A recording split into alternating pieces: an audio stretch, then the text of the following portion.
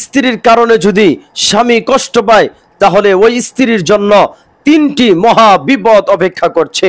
মা বোনদেরকে বলছি, আপনারা খেয়াল করে শুনবেন, আজকের কথাগুলো আপনাদের জন্য। শুনে রাখুন, আপনার কথাবার্তার কারণে অথবা আপনার কোনো কাজকর্মের কারণে যদি আপনার স্বামী কষ্ট পায়, আপনার স্বামী আঘাত পায়, মনে কষ্ট পায়, তাহলে মনে রাখতে হবে, আপনি মনে রাখতে হবে আপনার জন্য তিনটি মহা বিপদ অপেক্ষা করছে। মা বোন, আপনাদেরকে বলছি, আপনারা খেয়াল করে শুনুন। আপনারা আপনাদের স্বামীকে সম্মান, মর্যাদা, ইজ্জত দিবেন। কারণ সম্মান, মর্যাদা, ইজ্জত যদি আপনি আপনার স্বামীকে না দেন তাহলে আপনার স্বামী খুব কষ্ট পায়। শুধু তাই নয়, কথাবার্তা, কাজকর্ম, এভরিথিং যা আছে সব কিছুর মাধ্যমে আপনি আপনার স্বামীকে সম্মান, মর্যাদা দিয়ে উপরে রাখতে হবে। যদি আপনি আপনার স্বামীকে কষ্ট দেন তাহলে মনে রাখতে হবে আপনার জন্য তিনটি মহা বিপদ অপেক্ষা করছে। এমন স্ত্রী আছে যে আমাকে বিয়ে করছে, এটা দিতেই হবে। এমন স্ত্রী আছে যে আমাকে বিয়ে করছো, আমাকে দিতেই হবে, এমন অর্ডার দেয় স্বামীকে। এই কথার মাধ্যমে স্বামী অনেক কষ্ট পায়। কথা বুঝছেন?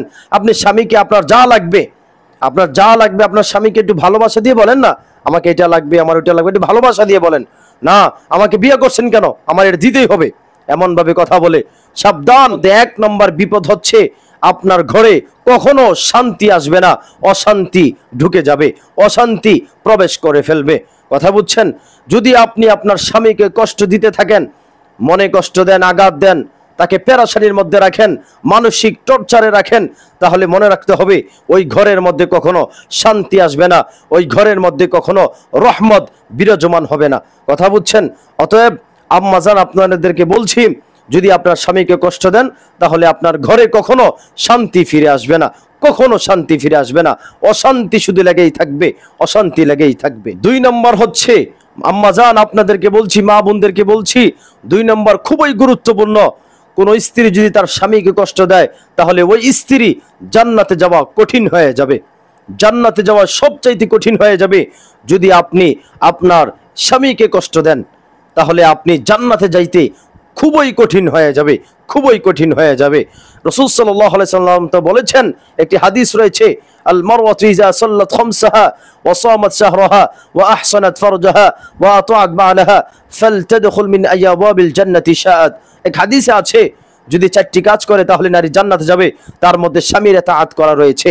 2 নম্বর হচ্ছে, আপনি জান্নাতে যাইতে কঠিন হয়ে যাবে, জান্নাতে যাইতে পারবেন না, কঠিন হয়ে যাবে। অতএব আম্মাজান, মা বোনদেরকে বলছি, স্বামীকে সম্মান, মর্যাদা, আমার দ্বারা যেন আমার স্বামী কষ্ট না পায়, এটা গুরুত্ব দিতে হবে ইনশাআল্লাহু তাআলা। 3 নম্বর হচ্ছে, আপনি যদি আপনার স্বামীকে কষ্ট দিতেই থাকেন, এক পর্যায়ে আপনার স্বামী পরকিয়া করতে বাধ্য হয়ে যাবে। কথা বুঝছেন? আম্মাজান, কেউ চায় না একটা সুন্দর সংসার, এত সুন্দর একটা সংসার কেউ নষ্ট করতে চায় না। কথা বুঝছেন? অতএব আম্মাজান, আপনারা শয়তানের ধোঁকায় পড়ে, শয়তানের লালসায় পড়ে আপনি আপনার স্বামীকে কষ্ট দিয়েছেন, স্বামীকে আঘাত দিয়েছেন, এখনই ফিরে আসেন, স্বামীর সাথে ভালোভাবে কথা বলেন, স্বামীর সাথে মাফ চেয়ে সুন্দরভাবে কথা বলার চেষ্টা করুন। অতএব 3 নম্বরটা গুরুত্বপূর্ণ। এখন সমাজে অহরহ চলতেছে, আপনি যদি আপনার স্বামীকে কষ্ট দেন, আঘাত দিতেই থাকেন, তাকে মানসিক অশান্তি দেন, টর্চার করেন, তাহলে মনে রাখতে হবে স্বামীটা এক পর্যায়ে পরকীয়ায় লিপ্ত হয়ে যাবে। আপনি কি চান আপনার স্বামী পরকীয়ায় লিপ্ত হয়ে যাক, আপনার সন্তানের বাবা পরকীয়ায় লিপ্ত হয়ে যাক? এটা আপনি কখনো চাবেন না, আমি আশা করি আপনি কখনো চাবেন না। অতএব আম্মাজান, আপনাদেরকে বলছি, আপনারা কখনো স্বামীকে কষ্ট দিবেন না।